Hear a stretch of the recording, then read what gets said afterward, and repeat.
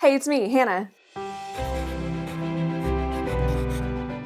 Today we're diving headfirst into the world of art history, specifically into Walter Crane's A Masque for the Four Seasons. This enchanting painting captures the essence of each season, and my friends and I wanted to pay homage to the vibrant colors and the stunning imagery by recreating each of the characters portrayed in the painting for a photo shoot this upcoming weekend. With my love of the season and my Libra status, I am beyond honored to have been tasked with taking on the role of Autumn.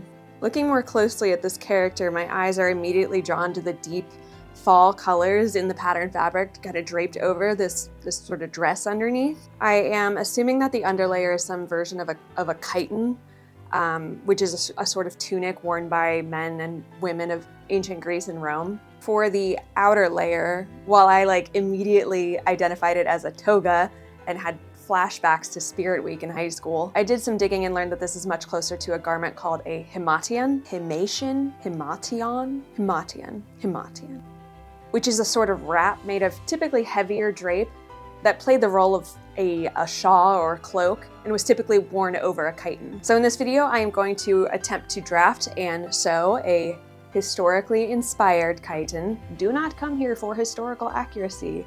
It's not what I do. I'm also going to be hand dyeing and draping and styling the himation, and I guess I'll bring you along with me as we attempt to recreate this masterpiece and bring a masque for the Four Seasons to life. So for the chiton, I can't even believe my luck that I just happened to have thrifted this perfectly colored fabric like months ago. It's almost like I love this color or something.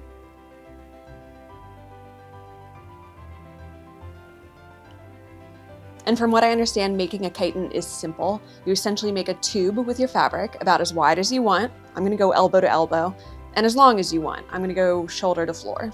And then you just sew the tube closed, hem any raw edges, and then either sew or add buttons to the top opening of the tube at the shoulders and kind of along the sleeves. And that's it. That's all you gotta do. It's gonna be easy, right?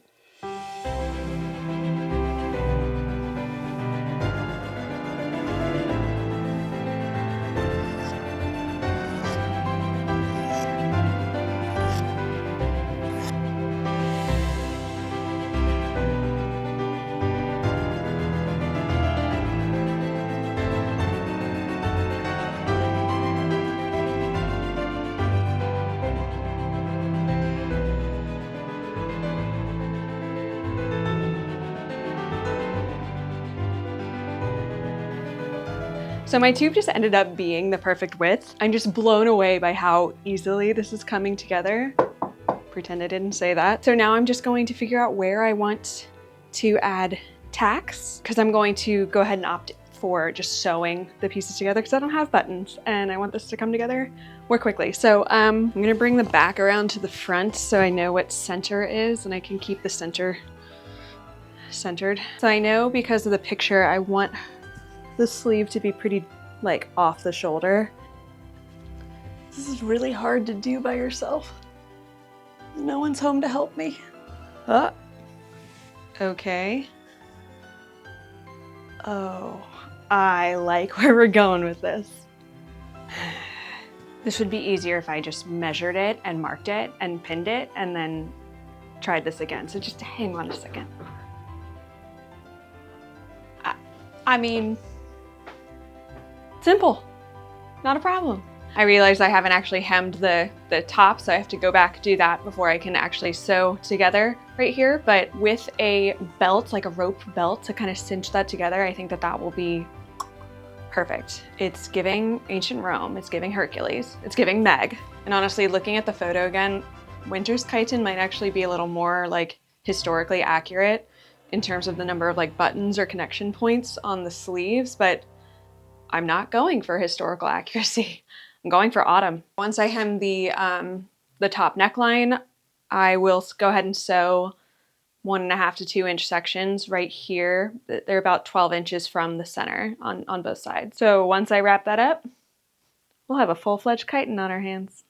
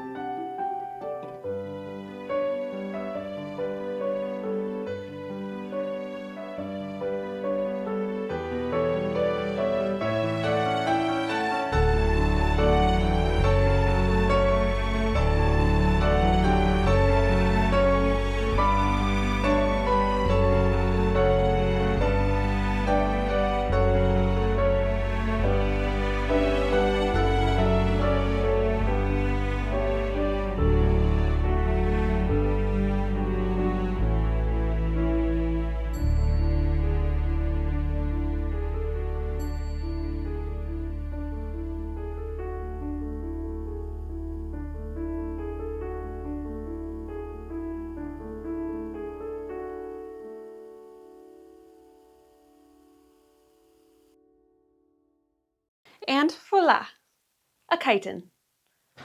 That was unbelievably easy to make. Ignore my measuring tape belt. I don't have rope yet. This came together real nice. Like, pretend I'm holding a basket. I've got I'm missing the Himation, but I mean, come on, you see it. Yeah? That's coming together. That's nice. Great, so now all I have to do is hand dye an intricate pattern, something I've never done before, onto my Himation fabric. Let's see how this goes.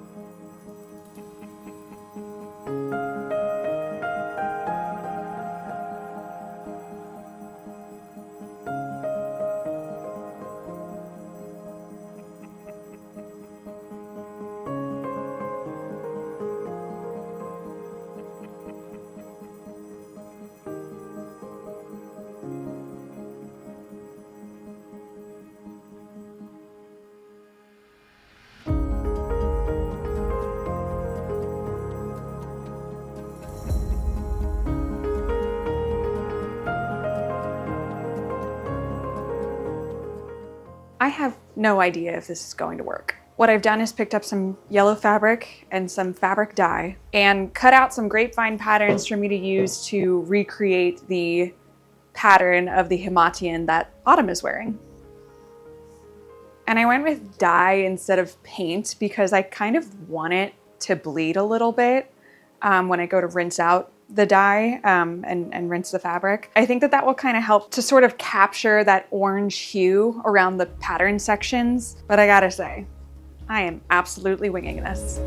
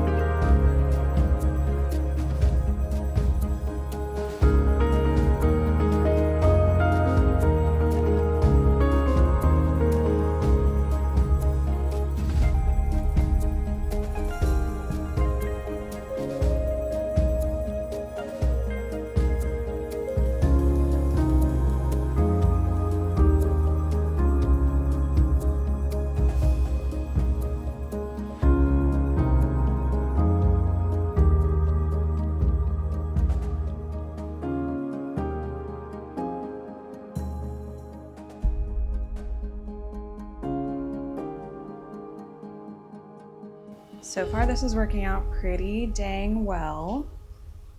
Maybe I shouldn't speak so soon, but it's obviously bleeding, but not too bad, like in the way that I wanted it to. And I'm not stressing about this too much. I want it to look like organic, you know, and it's also going to be kind of wrapped around me anyway, so it doesn't have to be perfectly flawless. But I've kind of already mapped out where I think the vines are going to go, but that's probably going to be a little bit more freehand. I wish I had started this a little later in the day. It's really making me want a glass of wine. Or blood. Just kidding, I'm not into that. Or am I? To get this color, I am doing kind of a 3-to-4 ratio of brown dye and red dye. 3 brown for every 4 red. I may not be being exactly precise in this, but it's definitely giving us that like deeper red versus like with this yellow, like, I don't know, like Ronald McDonald or something like that. I did briefly try to shop around for some fabric that would be comparable, but they're simply was nothing like this pattern out there.